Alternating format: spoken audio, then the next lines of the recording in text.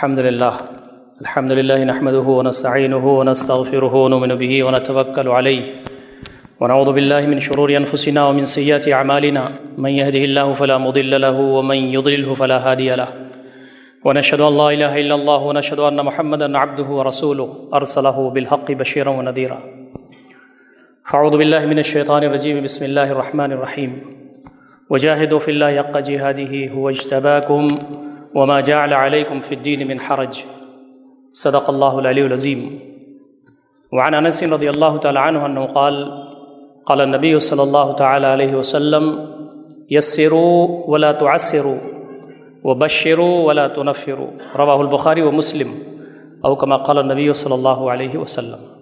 محترم سامعین خطبہ جمعہ، بزرگوں، نوجوان بھائیوں، السلام علیکم ورحمۃ اللہ وبرکاتہ۔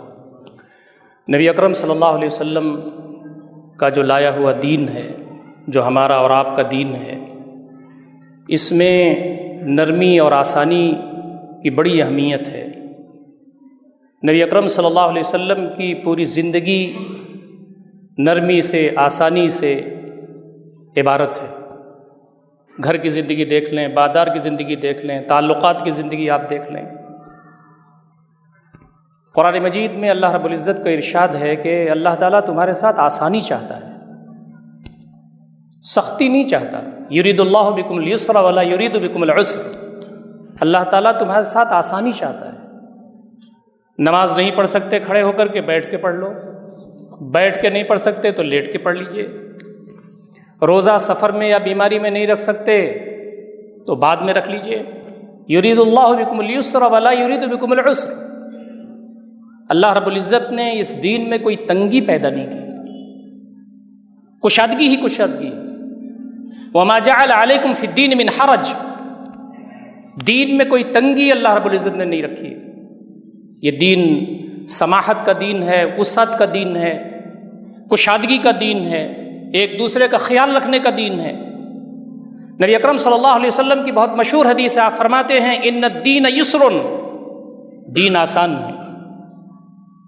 اور آپ صلی اللہ علیہ وسلم کی بہت مشہور حدیث جو میں نے ابھی شروع میں آپ کے سامنے جو میں نے عرض کیا، اس میں آپ نے ہی فرمایا۔ انس رضی اللہ تعالیٰ عنہ فرماتے ہیں کہ نبی صلی اللہ علیہ وسلم فرمائے یسروا، آسانی پیدا کرو اپنے درمیان، ولا تعسروا، سختی نہ پیدا کرو، تشدد نہ پیدا کرو، تنگی نہ پیدا کرو، وبشروا ولا تنفروا، اپنے درمیان بشارت پیدا کرو، خوشخبریاں دو، تمہاری زندگی خوشیوں سے بھر جائے۔ ولا تنفروا، نفرت پیدا نہ کرو۔ یہ چیز عبادات میں بھی ہے، یہ تعلقات میں بھی ہے، یہ معاملات میں بھی ہے، یہ لین دین میں بھی ہے، یہ برتاؤ سلوک میں بھی ہے، یہ میدان تجارت میں ہے، میدان معیشت میں ہے، میدان جنگ میں ہے یہ۔ اور جب ہمیں اللہ رب العزت اسلامی حکومت سے نوازے تو وہاں بھی ہے۔ نبی اکرم صلی اللہ علیہ وسلم تشریف فرما تھے، حضرت عمار بن یاسر تشریف لائے۔ یہ پورا گھرانہ آزمائشوں سے دوچار تھا۔ آپ گزرتے تھے، جب ان کی پٹائی ہوتی تھی، ان کو مارا جاتا تھا، مکہ کے لوگ ان پر پل پڑتے تھے، آپ کہتے تھے صبراً آل یاسر موعدکم الجنہ، آل یاسر صبر کرو، تمہارا ٹھکانہ جنت ہے۔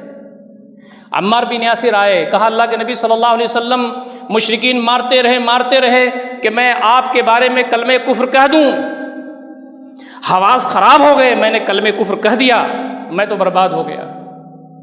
نبی اکرم صلی اللہ علیہ وسلم نے فرمایا کہ یہ بتاؤ تمہارا دل کیسا ہے؟ کہا اللہ کے نبی صلی اللہ علیہ وسلم دل میں تو آپ ہیں۔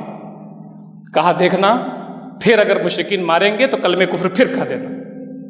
یہ نبی اکرم صلی اللہ علیہ وسلم کی رحمت تھی، یہ رافت تھی۔ استقرار میں آدمی خود بخود بہت بڑا متقی پرہیزگار بنے، اسلام اس کی بارے میں رہنمائی نہیں کرتا۔ اور ہم یہ جانتے ہیں کہ عمار بن یاسر جو تھے وہ کتنا عظیم تھے۔ نبی اکرم صلی اللہ علیہ وسلم نے فرمایا کہ قرآن مجید میں آیت نازل ہوئی الا من اکرہ وقلبہ مطمئن بالایمان۔ اضطراری کیفیت اگر آ جائے تو اگر دل مطمئن ہے تو آدمی کلمہ کفر کہہ سکتا ہے۔ حضرت عمار کا یہ رتبہ تھا۔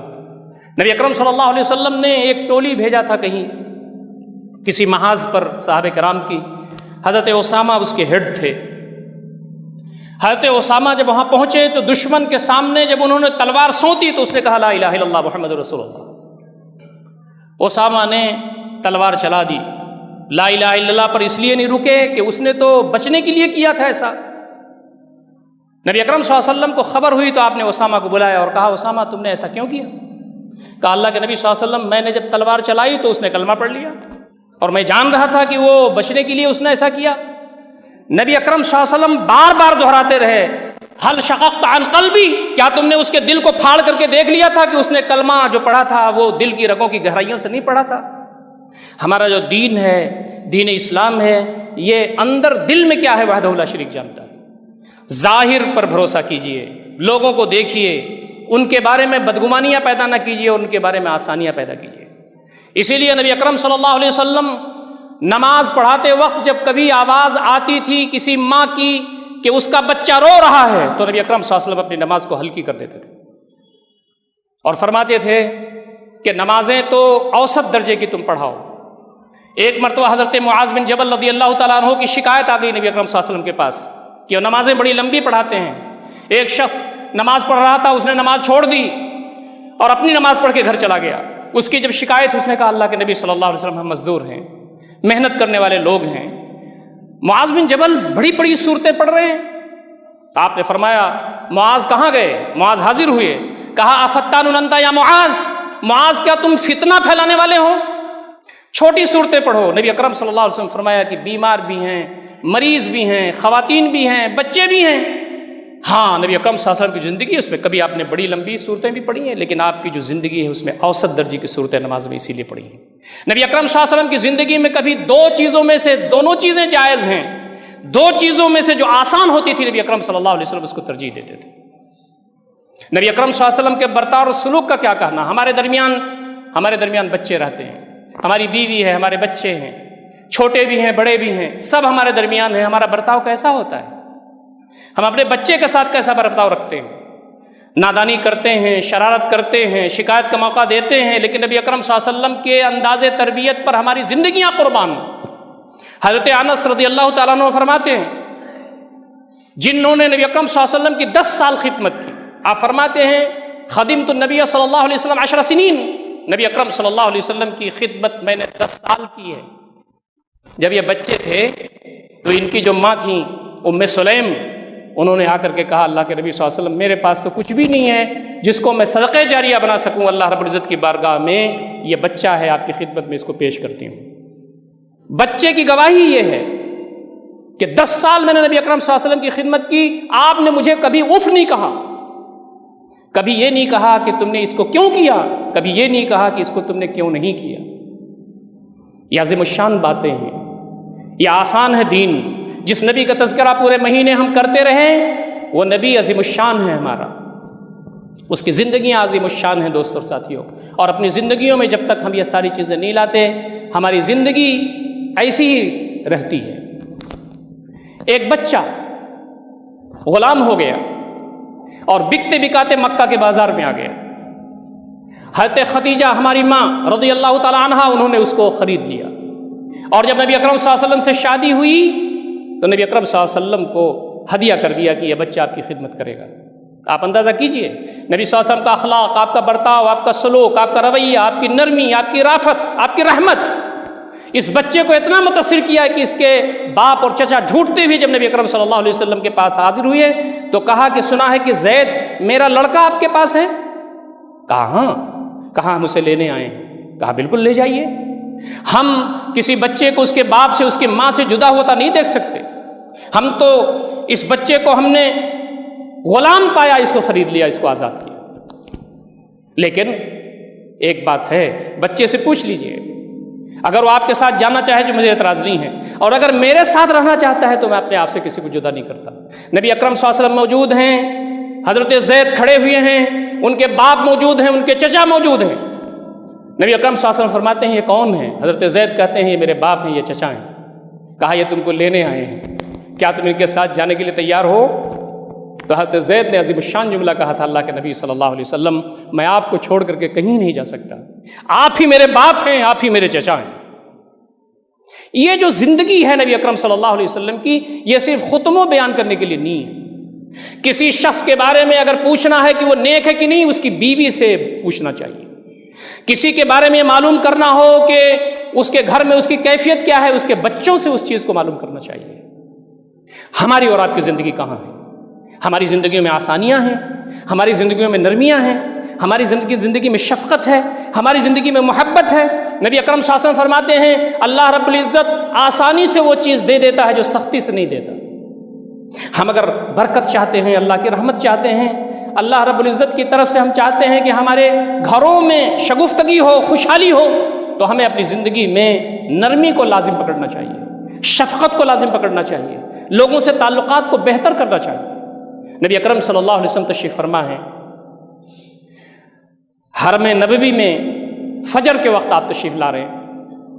آپ کو معلوم ہے کہ مسجد نبوی کے جو ستون ہیں وہ کھجور کے درختوں کے ستون ہیں، اور مسجد نبوی کا جو چھت ہے وہ کھجور کے پتوں کا چھت ہے۔ نبی اکرم صلی اللہ علیہ وسلم تشریف لائے تو ذرا اندھیرا تھا، غلس میں وہ لوگ نماز پڑھتے تھے اندھیرے میں اور اسفار ہو جاتا تھا۔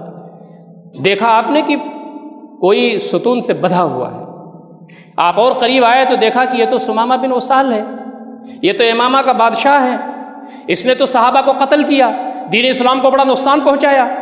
جو ٹولی گئی تھی کام پر اور جو پکڑ کے لائی تھی اس سے آپ نے پوچھا کہ تمہیں معلوم نہیں کس کو پکڑ کے لے آئے؟ کہا اللہ کے نبی صلی اللہ علیہ وسلم یہ ہمیں نظر آئے اور ہم ان کو لے آئے۔ آپ نے فرمایا یہ امامہ کا بادشاہ ہے۔ نبی اکرم صلی اللہ علیہ وسلم اس کے پاس گئے اور کہا کیا حال ہے سمامہ؟ تو اس نے کہا کہ اللہ کے نبی صلی اللہ علیہ وسلم، بلکہ اس نے تو محمد کہا، یا محمد اگر آپ مجھے قتل کر دیں تو میں تو اس کے لائق ہوں ہی، لیکن اگر آپ مجھے چھوڑ دیں تو آپ کے مشن کو فائدہ ہوگا۔ یہ نبی صلی اللہ علیہ وسلم نے اس کو چھوڑ دیا، نماز ہوئی، نماز پڑھتے ہوئے لوگوں کو دیکھتا رہا۔ دوسرے دن بھی آپ نے پوچھا، یہی بات اس نے کہی۔ تیسرے دن بھی اس سے آپ نے پوچھا، اس نے یہی بات کہی، آپ نے کہا اس کو چھوڑ۔ اس میں جو سیرت نگار لکھتے ہیں سب سے بڑی بات وہ یہ ہے کہ 3 دن تک نبی اکرم صلی اللہ علیہ وسلم نے دشمن رسول کو اپنے گھروں سے کھانا بھجوایا۔ ہماری ماؤں نے کھانا تیار کیا، ازواج مطہرات نے، اور وہ کھانا دشمن رسول کو کھلایا جاتا رہا۔ جب اس کی بندش کھولی گئی، اس کی رسی کھولی گئی تو وہ بھاگ کے کہیں گیا نہیں، مدینہ شریف کے ایک چشمے کے پاس گیا، وہاں نہا دھو کر کے آیا اور مسجد نبوی میں حاضر ہوا، نبی اکرم صلی اللہ علیہ وسلم کی بارگاہ میں بیٹھا اور اس نے کہا اللہ کے نبی صلی اللہ علیہ وسلم اپنا ہاتھ بڑھائیے، اشہد ان لا الہ الا اللہ و اشہد ان محمد رسول اللہ۔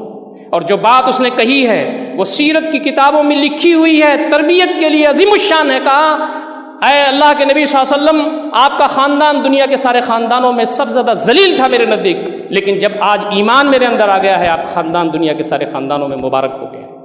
آپ کا چہرہ دنیا کے سارے چہروں میں سب سے زیادہ نامناسب اور حقیر تھا میری نظر میں، لیکن آج جب ایمان میرے اندر آ گیا ہے تو آپ کا چہرہ دنیا کے سارے چہروں میں سب سے معزز ہو گیا ہے۔ نبی اکرم صلی اللہ علیہ وسلم کا جو رویہ تھا، جو برتاؤ تھا، جو سلوک تھا، دین اسی سے تو پھیلا۔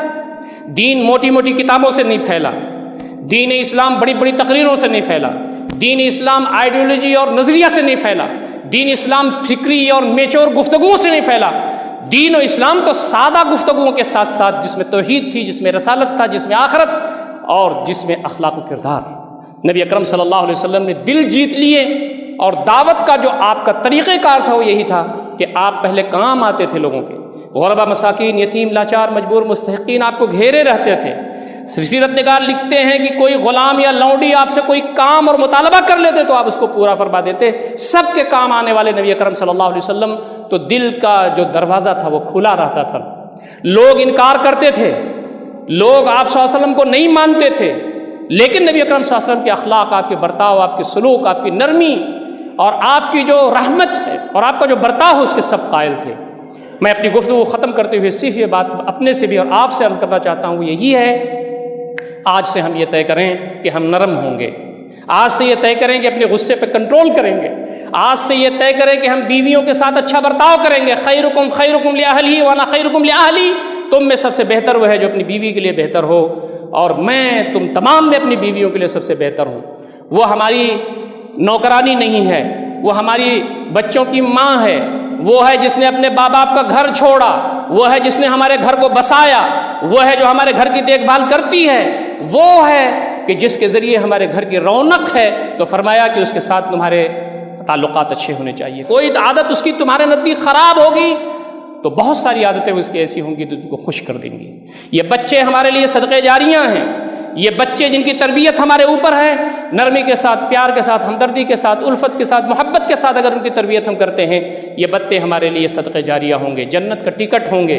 ان کی نمازیں، ان کے تہجد، ان کے نفلی روزے، ان کے حج، ان کی تجارت، ان کی حلال روزی، اس کے ذریعے جو یہ کام کریں گے، اللہ رب العزت کے ہاں ہم تمام کو اجر و ثواب ملتا رہے گا۔ ہمارے گرد و پیش میں کوئی شخص اگر ہمارے ذریعے متاثر ہو جائے، اور ہمارا کوئی مسلم بھائی اگر دیندار بن جائے، ہمارا کوئی غیر مسلم بھائی اگر دین کے اندر آ جائے، تو یہ ہمارے لیے بہت خوشی کی بات ہے۔ حضرت علی رضی اللہ تعالیٰ عنہ دور تشریف رکھتے تھے، آپ نے بلایا، آپ نے کہا لَأَن يَهْدِيَ اللَّهُ بِكَ رَجُلًا وَاحِدًا خَيْرٌ لَكَ مِنَ الدُّنْيَا وَمَا فِيهَا، علی تمہارے ذریعے اگر اللہ رب العزت کسی ایک انسان کو ہدایت دے دے تو تمہارے لیے دنیا ما فیہا سے بہتر ہے۔ ہم کسی غیر مسلم کو قریب کر کے تو دیکھیں، اس کے گھر کوئی بچہ بیمار ہو تو جا کے عیادت تو کریں، اس کے گھر کوئی کیجولٹی ہو جائے تو جا کر کے اس کے گھر کھڑے تو ہو جائیں، رسومات میں شرکت نہ کریں۔ دل کی دنیا بدل جاتی ہے ہمارے رویے سے۔ ہمارا جو نبی تھا جس پر نبوت ختم ہے، ہمارا جو رہبت تھا جس پر رہبری ختم ہے، ہمارا جو قائد تھا جس پر قیادت ختم ہے، نبی اکرم صلی اللہ علیہ وسلم دل کی دنیا کو بدلنے والے تھے، اور آپ نے دین اسلام جو پھیلایا وہ اخلاق سے اور کردار سے پھیلایا ہے، لوگوں کے ساتھ اچھے تعلقات سے پھیلایا ہے۔ اللہ تعالیٰ سے دعا ہے کہ بار الہ ہم تمام کو ان ساری باتوں پر عمل کرنے کی توفیق عطا فرمائے۔ اقول قولی ھذا استغفر اللہ لی ولکم اجمعین واستغفروہ الغفور الرحیم، وآخر دعوانا الحمد للہ رب العالمین، والسلام علیکم ورحمۃ اللہ وبرکاتہ۔